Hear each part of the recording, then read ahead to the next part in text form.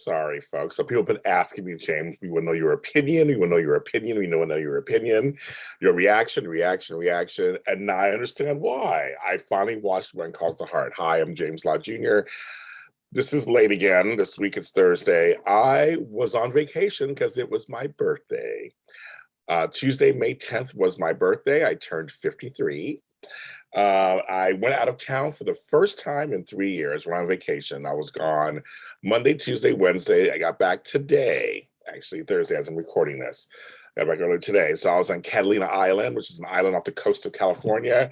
It was magical and wonderful and relaxing and everything I needed it to be as a person who works very hard, as you know. So vacation is very important.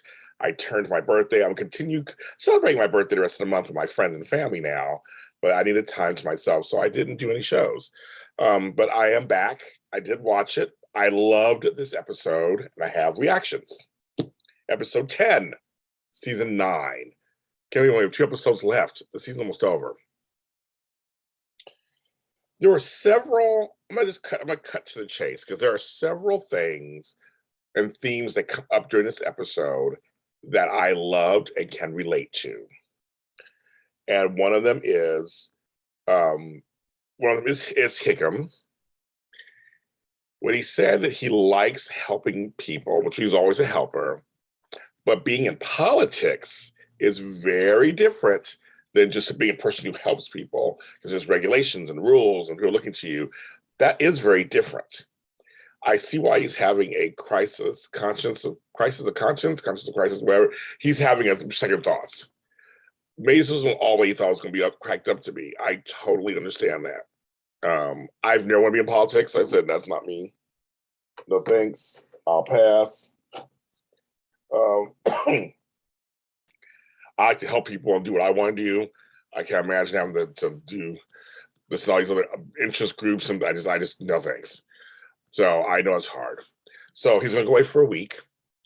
I love how Bill's very supportive of him, but we'll see what happens with that. We have that going on. Also, I'm trying to say this one, the one thing I want to talk about, I'm going to save for last. Also, there was a scene. There were 2 scenes that were beautifully done by our Flomo group. Twosome. It was scenes together and separate. They didn't have any major, lengthy scenes, but they had very key scenes that showcased their acting. Joanna Newmarch and Loretta both do such a wonderful job and did a wonderful job as some of the survivors of the original mine tragedy. We have juxtaposed to this Lucas, Mr. Smith's in town with Arthur Gilchrist, and there's Fiona, and they're all trying to get this whole thing together. And also you have the Rosemary and Elizabeth thing going on with Should We Tell the Town? So all this is going on. I loved it. This is all going on at the same time. But I just want to share those couple of scenes when Molly tells Faith, after seeing Rosemary and Lee kind of fuss on each other, how much she misses having someone to look after her. It was a nice, not overdramatic, kind of quiet scene that I can relate to personally. I totally relate to that. And I love that from her because they have not progressed her and Bill in any way. For some reason, that's one of my criticisms. I wish that they had progressed them. But they've given Bill a different story. So we'll talk about that later. So that's something different, I guess. But I wish they progressed them. But I understand she's lonely. And I liked that, just kind of admitting that to a friend and colleague. Then you got when they do release the mine's going to be reopened, possibly a lot of stuff. Having Florence react the way she did, passing the phone on to Lucas, and she's crying. But it's the slap. Well, the other slap. It's the slap heard all through Hope Valley. When Flo walks by Henry, he tries to talk to them, and she slaps the bejesus out of him. I'll just say that. And there's so much emotion in that slap, and when she says to him afterwards, and you can tell he's conflicted. This is not the Henry Gowan of old.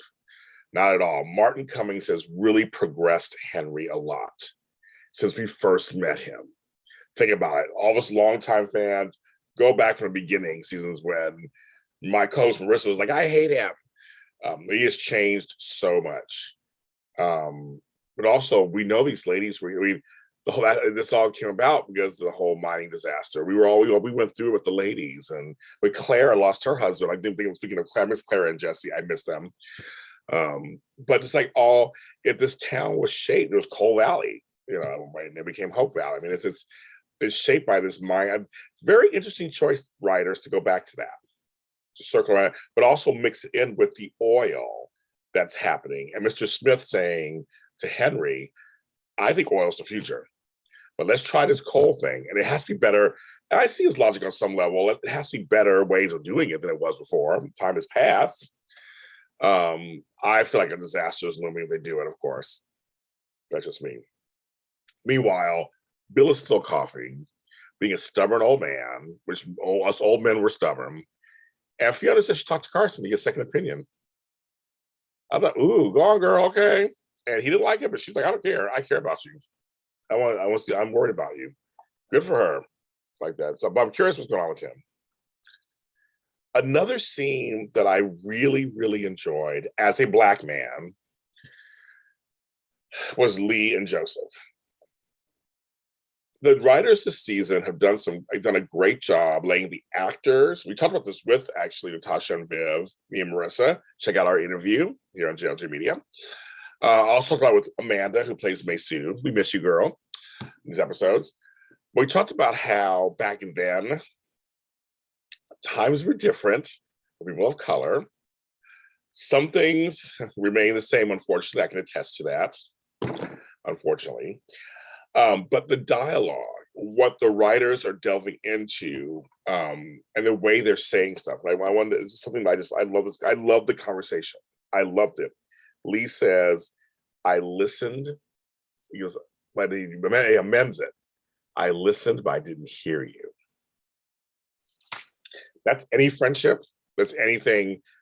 Active listening, which means hearing somebody, that's always important. I teach classes on that, actually, active listening. It's very important. But Joseph just tells him, I'm a man trying to provide for my family. So as another man, you can understand that. But the rest you couldn't understand. That's what he says. It's not your fault. And I don't want you to carry it for me. I love that because there's been so much talk these days in these time periods that us Black folks are just blaming all white folks and making them carry everything. Now, I can't speak for all Black folks. I'm not Black Voice of America.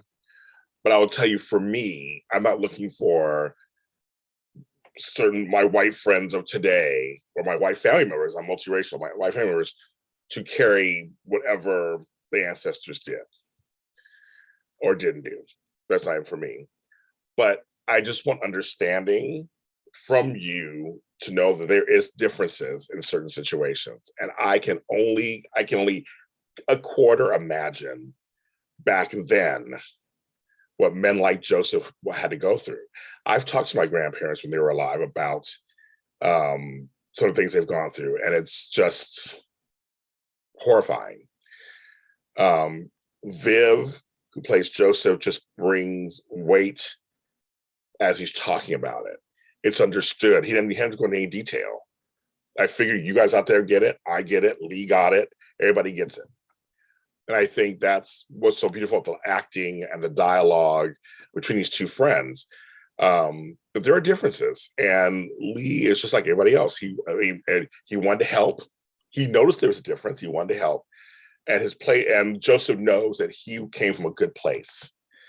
And that's what if we all could kind of sometimes come together like that, I think the world will be a better place in many ways. Because you could tell the two men, they now understand each other. They get it. And I just loved it. And with a hug, but I just thought that conversation for people who watch this, who aren't of color, hopefully that just gives you some insight that, we're not asking for special treatment. And back then, neither were the Canfields. They just wanted regular treatment. That's all. Had a chance like everybody else.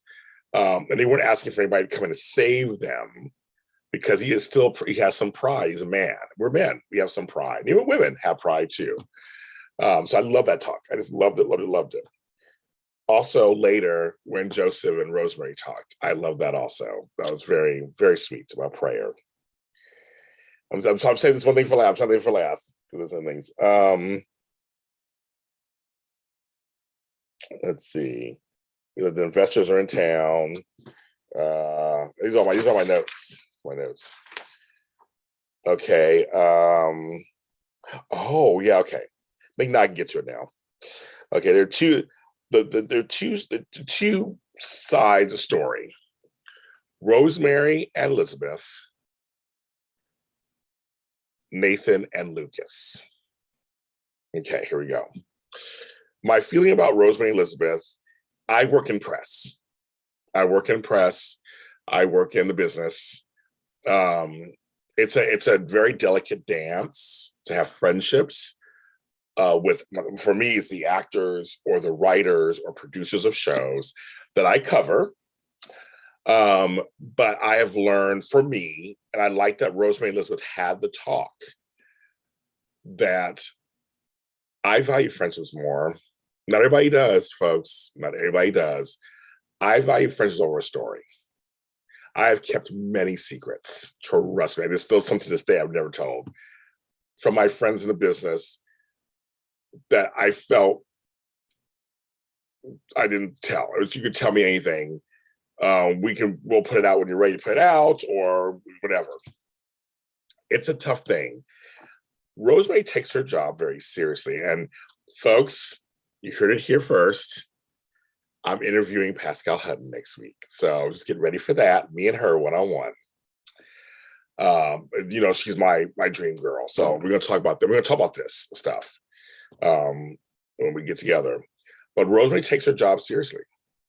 She takes it seriously, and she feels a responsibility. We're watching Rosemary just really mature into this role of what to tell, what not to tell. I've seen people online fighting back and forth about this. But it's now, this is what friends do. They have to figure out the way. And Elizabeth was protecting her man, and Rosemary was protecting the town. And in the end, Elizabeth says, I see what you did, and it was fair, and it was honest, and you're right, it was the right thing to do. We heard that phrase several times in the episode, the right thing to do. There are things that are complicated. Life is complex. It's not always easy breezy. But I like that Elizabeth said, I like that actually Rosemary said, I like the way I acted. She admitted she was wrong. I like the way I acted, how I went about it. And I'll never ever do that again. Our friendship does come first over everything. And that's what I had to come to ultimately when I was in the business. I hear certain things and I'm like, I could tell it and get a huge views or ratings. And I'm like, no, I'm not doing that for that. The friendships are more important. And those people will tell you better stories that are actually bigger when you need them to. But as friends, they had to come to some kind of thing now where they could trust each other on some level. And then her admitting she might be pregnant, which I almost started crying already, folks. We have been through this. I know it's a TV show and it's already been filmed, but I'm praying nothing happens to the baby. Like, it's just, she really is pregnant. They get to have their child. We thought it would happen last season, but it didn't. Now it's happening. I guess it's a season 10. There's only 2 episodes left. Pascal Hutton she knows how to break my heart and make me smile and hopeful and make me worried all at the same time. She's just beautiful and talented and she really embodies the different facets of Rosemary. And the fact she doesn't want to tell Lee, at first I was like, that's not fair. You got to tell him everything. You tell him everything. You probably should. But I get why she's not ready to tell him yet. It's still early, right? And anything can happen. And things have happened before. And so I totally understand. Now, on the other side of things, with the guy who hit Nathan, could actually help exonerate Lucas, because he was the one who was trying to get out of town because he had actually worked for Walden and planted those things. And how that means Nathan wouldn't get the justice he wanted. I love this dilemma. This is always one of those hard dilemmas, right? He said this. He goes, I love when he was talking to Lucas. I don't like the idea of trading one wrong for another. I want to let you know this is hard and not about us. I like that. It wasn't about them. I totally believe it's not about them. This is literally he's a Mountie, and I love when he tells Elizabeth, I'm recommending Bill take the plea, and Elizabeth acknowledges, as a Mountie, I know how hard this is for you, how hard this was for you. And in life, folks, sometimes you gotta trade one wrong for another to help somebody else. Or do things for the greater good sometimes. I mean, I just think it's natural. It's one of those things that happens. Not everything happens in linear fashion. I like that. He said it's about doing the right thing. So I can see here we kept hearing that theme in this. Also, Homeboy pulled out a ring, had to stop because he had a phone call about the mine, and everybody got upset. So I think next week's the time. But I really enjoyed this episode. This episode felt very much more intimate than the other episode. The episodes felt very like the towns, very open air. This one felt very intimate.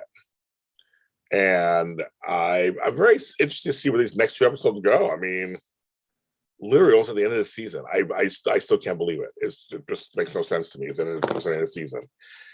Those are my thoughts, my reactions. I'm actually going to see Marissa this weekend for my birthday. We're going to celebrate, and I'll probably post pictures. But we both appreciate you. And again, I missed doing the after show this season, but it's just been so hard for both of us. Maybe next season we'll be able to do it. Season 10, right? Season 10. We're going to season 10, hopefully. But in the meantime, you've been enjoying these reaction videos. Thank you so much. And a couple of our interviews. I tried getting so many people to come on the show. They're just not available right now. We have worked with people, and thanks to Taylor, everybody at Hallmark and Crwon Media, we're trying to get more people on the show. But I do have Pascal next week, so look out for that interview, one-on-one, me and her. And I love you guys. Thanks, Hearties. And I will see you next time.